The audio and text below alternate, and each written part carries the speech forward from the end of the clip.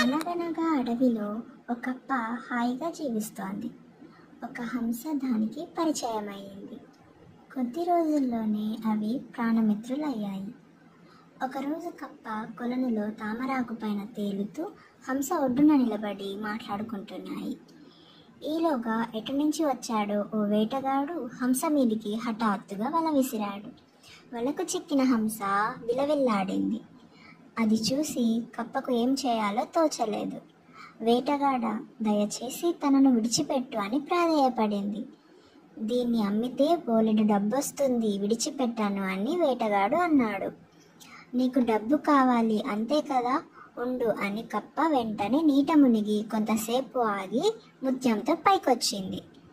దీన్ని తీసుకొని నా స్నేహితురాలిని విడిచిపెట్టు అంది. వేటగాడు ముత్యం తీసుకొని హంసను వదిలిపెట్టాడు.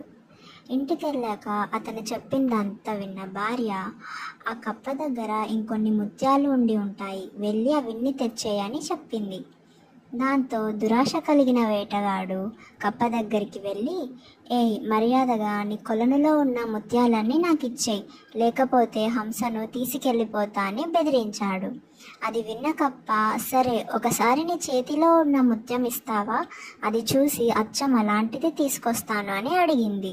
ఆ కప్ప ముత్యం తీసుకొని ఆ వేటగాడితో ఇలా అంటుంది, దురాశతో ఉన్నది కూడా పోగొట్టుకున్నావు, అనుభవించు, మేము నీకు దొరకము, నా స్నేహితురాలు ఎప్పుడో దాక్కునింది అని చెప్పి నీటిలో దూకి వెళ్ళిపోతుంది.